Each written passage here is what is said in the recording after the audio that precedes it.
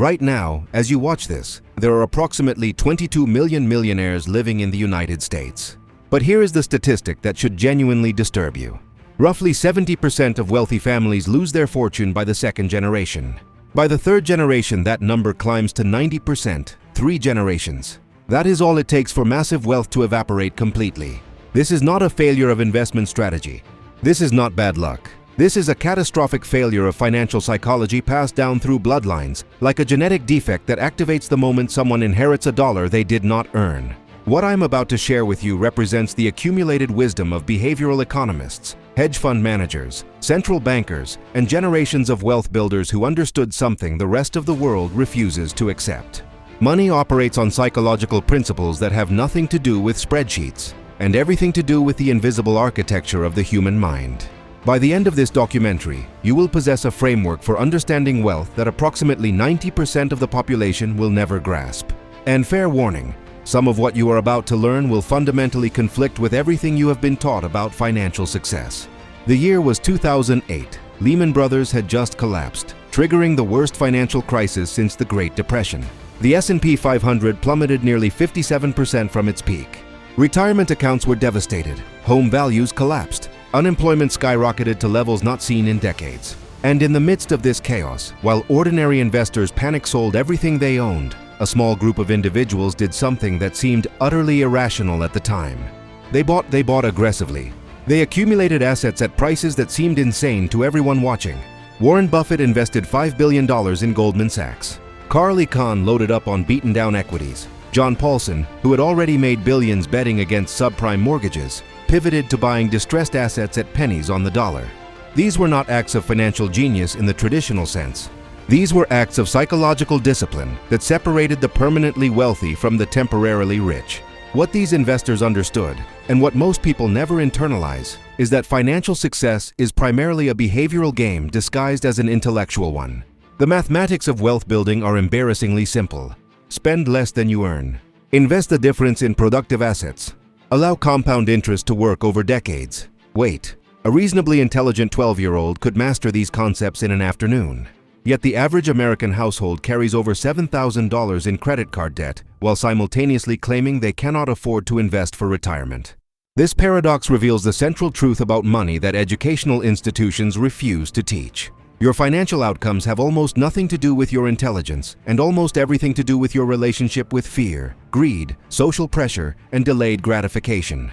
The Federal Reserve can manipulate interest rates. Central banks can print trillions of dollars. Inflation can erode purchasing power. Recessions can destroy industries. But none of these external forces determine your financial destiny as powerfully as the psychological programming running silently in the background of every money decision you make. Consider what happened during the COVID-19 market crash of March 2020. The S&P 500 dropped 34% in just 23 trading days, the fastest decline of that magnitude in history. Financial media broadcast apocalyptic predictions around the clock. Retail investors liquidated retirement accounts at record rates. And then something remarkable occurred. The market bottomed on March 23rd and proceeded to stage one of the most aggressive recoveries ever recorded. Within 18 months, the S&P 500 had more than doubled from its lows. The investors who sold in panic locked in devastating losses. The investors who held steady or bought during the chaos accumulated generational wealth in less than 2 years. This pattern repeats throughout financial history with almost mechanical consistency. The crash of 1987, the dot-com bust of 2000, the financial crisis of 2008, the COVID crash of 2020. In every case, the mathematical outcome was determined by psychological behavior. Those who could control their fear outperformed those who could not. Those who understood that volatility is the price of admission for long-term wealth accumulation stayed in the game. Those who expected reward without risk, gain without discomfort, returns without psychological cost, systematically destroyed their own financial futures. But here is where the analysis becomes substantially more complex. The psychological relationship with money does not begin when you open your first brokerage account. It begins in childhood, often before you are capable of conscious memory. Researchers in behavioral economics have documented something called money scripts, unconscious beliefs about wealth that form during early childhood and continue to influence financial behavior throughout adult life. If you grew up in a household where money was a constant source of conflict, you may have developed what psychologists call money avoidance. You associate wealth with stress and therefore unconsciously sabotage your own financial success. If your parents used money as a mechanism of control, you may exhibit money worship, believing that more wealth will solve problems it cannot actually address. If discussions about finances were considered inappropriate in your household, you may carry money secrecy patterns that prevent you from seeking advice or discussing financial matters openly. These scripts run in the background of every financial decision you make. They determine whether you feel comfortable investing in equity markets or whether volatility triggers a panic response. They influence whether you negotiate your salary aggressively or accept whatever is offered. They shape whether you view debt as a useful financial tool or an existential threat. Understanding your personal money scripts is not simply interesting psychology.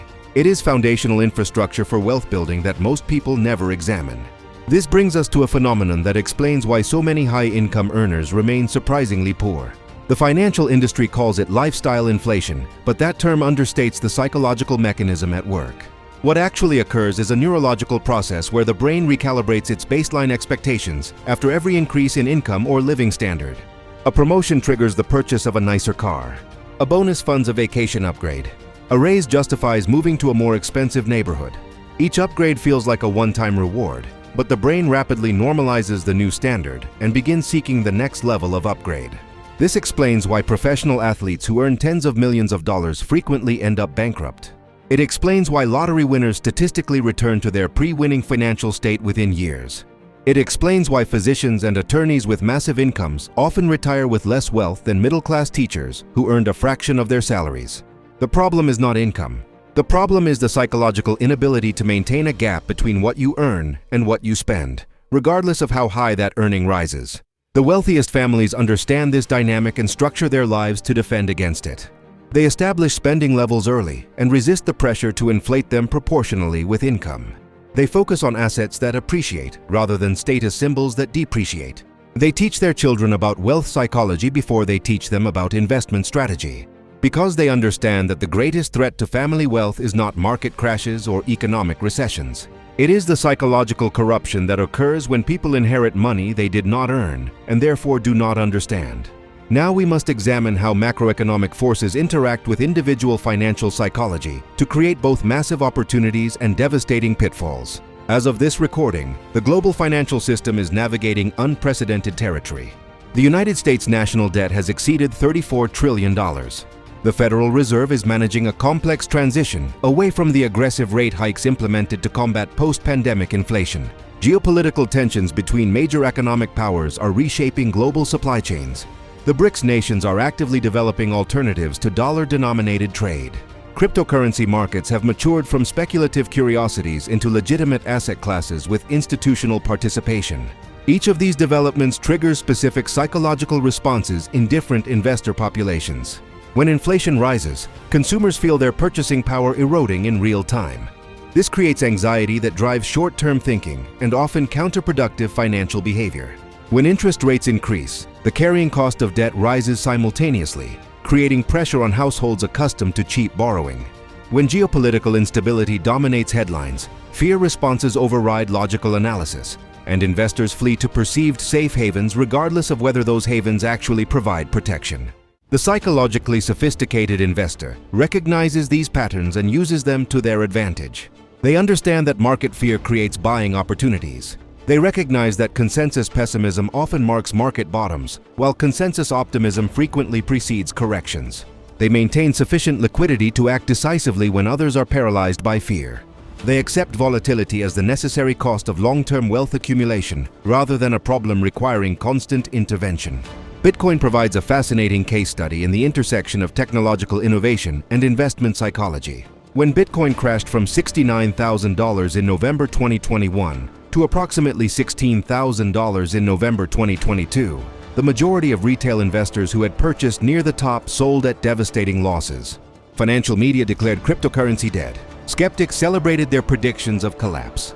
And then Bitcoin proceeded to recover, eventually surpassing its previous all-time highs. The investors who sold at the bottom experienced maximum financial damage. The investors who accumulated during the despair phase captured extraordinary gains. This pattern is not unique to cryptocurrency. It manifests across every asset class throughout financial history.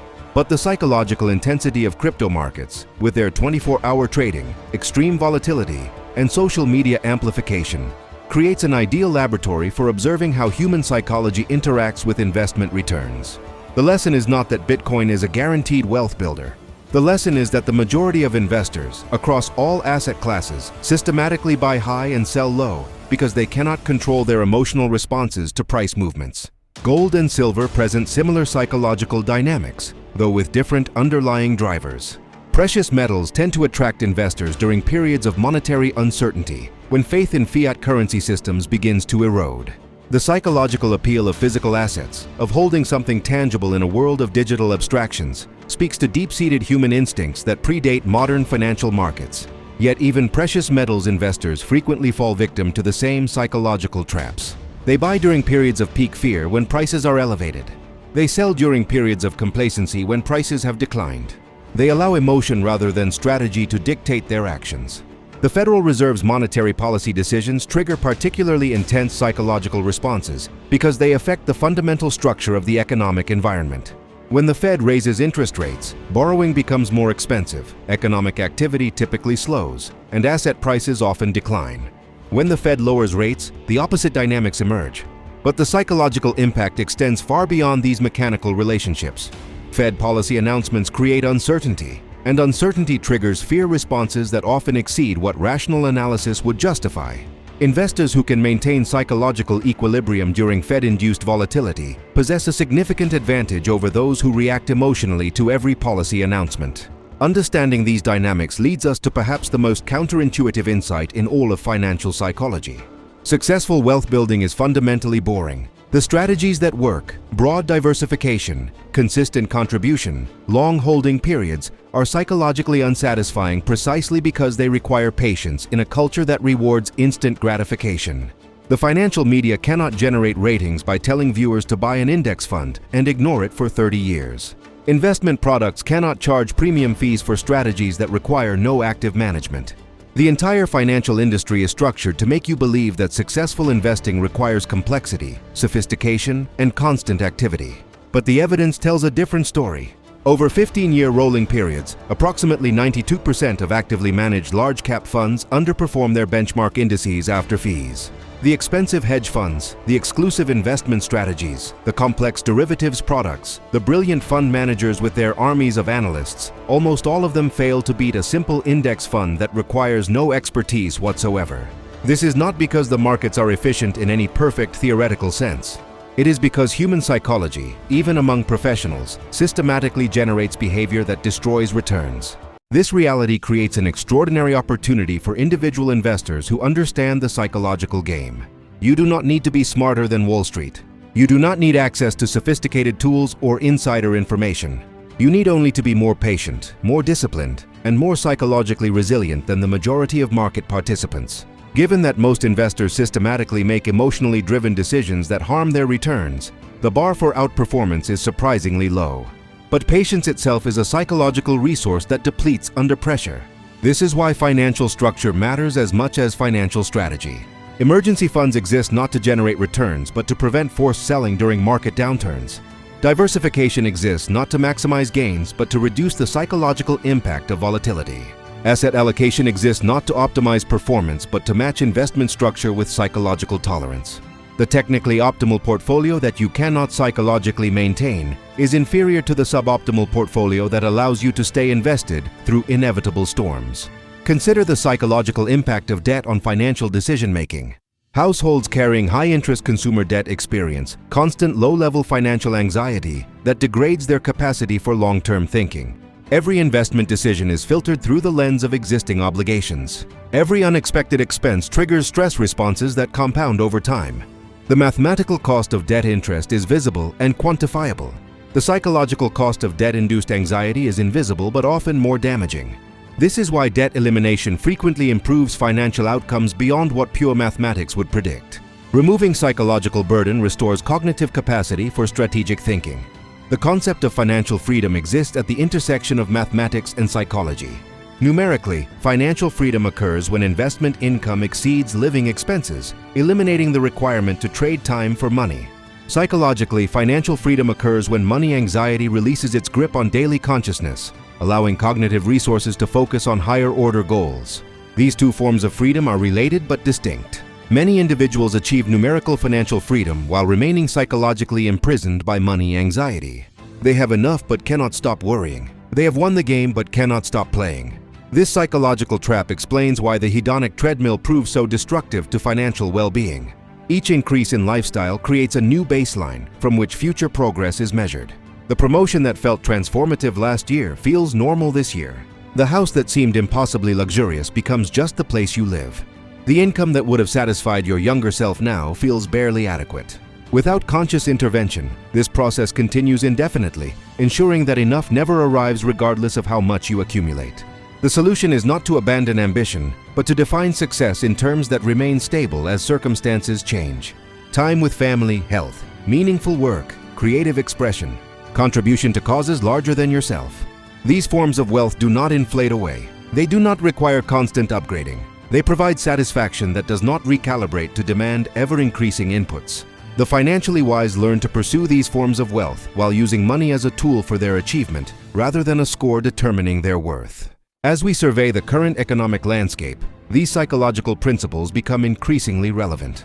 Inflation has reminded an entire generation that purchasing power cannot be taken for granted. Interest rate volatility has demonstrated that borrowing costs can change rapidly and dramatically. Geopolitical instability has revealed that global supply chains are more fragile than previously assumed. Cryptocurrency markets have shown that new asset classes can emerge and mature within a single investment lifetime. Each of these developments creates both risks and opportunities, but the determining factor in whether you experience risk or opportunity is primarily psychological. The investors who will thrive in the coming decades are not those with the highest IQs or the best investment tips. They are those who master the psychological dimensions of money that most people refuse to acknowledge. They will maintain adequate liquidity to act when others are paralyzed. They will control lifestyle inflation to ensure that income increases translate to wealth increases. They will understand their personal money scripts well enough to override self-destructive patterns. They will accept volatility as the price of long-term returns rather than a problem requiring constant reaction. Most importantly, they will recognize that money is a tool for building the life they want rather than a scoreboard determining their human value. This psychological reorientation is not merely a philosophical nicety. It is a practical necessity for sustainable wealth accumulation. The person who ties their self-worth to their net worth cannot make rational decisions during market stress. The person who derives identity from possessions cannot maintain the gap between earning and spending that wealth requires. The person who views financial success as a competition rather than a personal journey cannot find the enough point that allows for true financial freedom. The architecture of wealth is psychological before it is mathematical. Master the psychology and the mathematics become almost trivially simple. Ignore the psychology, and no amount of mathematical sophistication will save you from the predictable patterns of human self-destruction that have characterized money behavior throughout recorded history. What you do with this information is now entirely in your hands. The principles are straightforward. The execution is psychologically demanding. The rewards, both financial and emotional, are transformative for those willing to do the difficult internal work that genuine wealth requires.